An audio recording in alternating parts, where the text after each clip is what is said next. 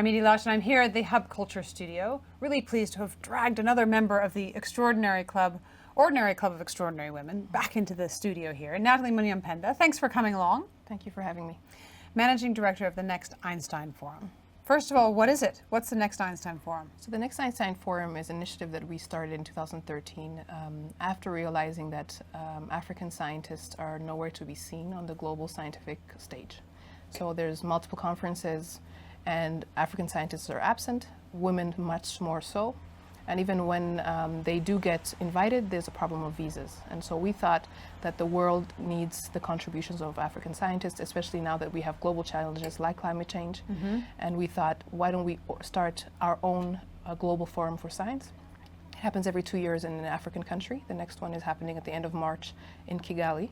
And beyond that, we run a fellowship program that basically highlights the contribution of top African scientists under the age of 42.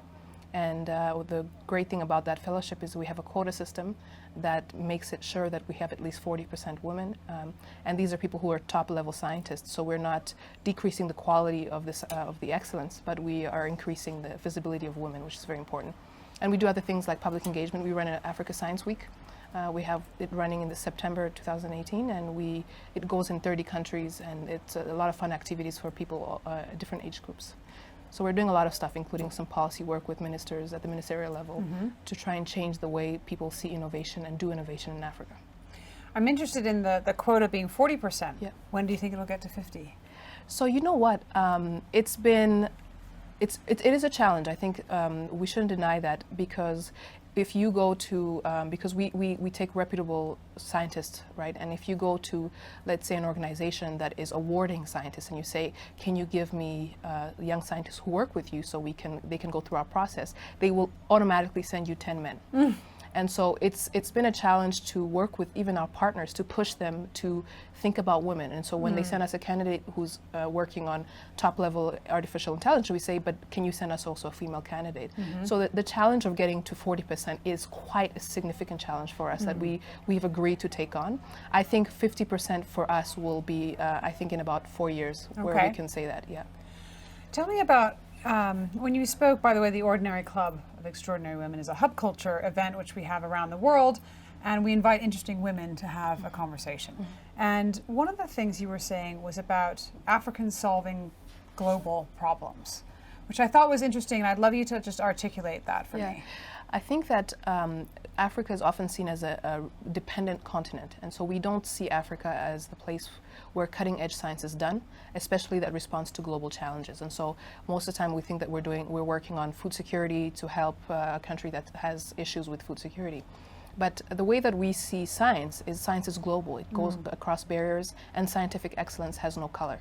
And so we think that highlighting the work that young African scientists are doing and providing those global collaborations will help people on the outside of Africa to see that this is not just about this is not superficial. The work that they're doing is actually significant, and if you collaborate with them, you can progress in the areas that you're trying to do. So for us, it's a global good for us.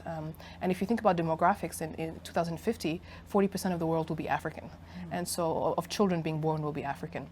And so it is in our interest to do what we can to make sure that we're getting more young Africans into science, into innovation, young women doing the science, and so for our global good. Because everywhere else is aging, and so if you want to replenish both your academic and scientific ranks as well as the innovations happening, you need Africa. So it's interesting that you mentioned that by 2050, 40% of the world will be, of the new kids will be being born in Africa. Have I said that right? Yes. So that's the world then, but now we live in a different world, and you are from both Canada and Rwanda. Tell me about the kind of how that is and what that experience has been being a woman of color entering into this world that exists now. I think most women of color will tell you it's a challenge because you're dealing with several layers. You're dealing with the racial side, as you're also dealing with being a woman. And I think I immigrated to Canada when I was very young, and so I had the opportunity to go to school in Canada. Therefore, I had I had more opportunities than someone who would come at an older age who's trying to break into the professional field in Canada. But one thing I can say is that oftentimes I would be people, if your CV is, if you send your CV out, oftentimes, and this has been proven through studies, the first thing they see is your name, and as soon as they see your name, there's a lot of assumptions that are made. This person doesn't speak English. Are they really qualified? Is their degree from really a good school? You know, can I? And oftentimes it goes even further. I was reading a New York Times article about this. Managers don't want to deal with the issue of not being from the same place, so they just prefer to hire someone who looks like them because it's a lot easier. Whereas when you hire someone who doesn't look like you, you have to take on some responsibility to merge cultures. The same thing for women. And so early on, it was quite shocking for me. I remember I was working at a place in a legal environment, and I happened to catch something that was very important for a certain case. And the person in charge, the lawyer in charge, told me, you know, I was a credit to my race.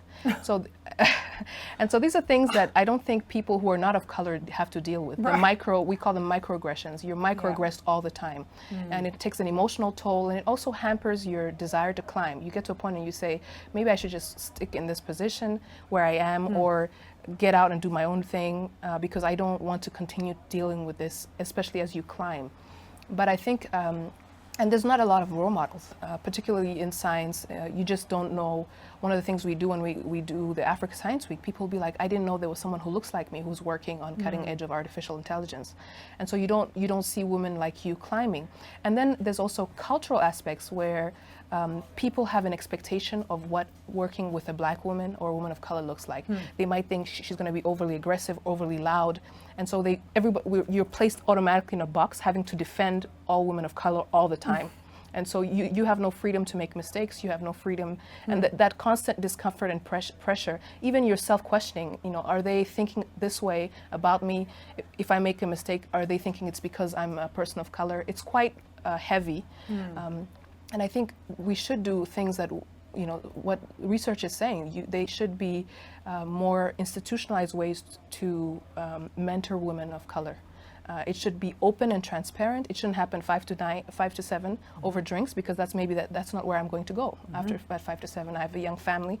There has to be some conscious awakening about the realities that women of color face. And if you think about it, people keep saying it's good for business, and maybe if we say it's good for business, people will do it. Right. But a diversity of opinions, whether it is in every sector, is good not just for business, but for the global good. You know, there was someone who talked about globalization of compassion. But if the world is well off, then you will be well off, because they will not be coming to ask you for help. So I think it's really important in that perspective. Thank you very much, Nathalie, for sharing your story and some of the work you're doing. I really, really appreciate your time. Thank you so much. I'm Edie Lush.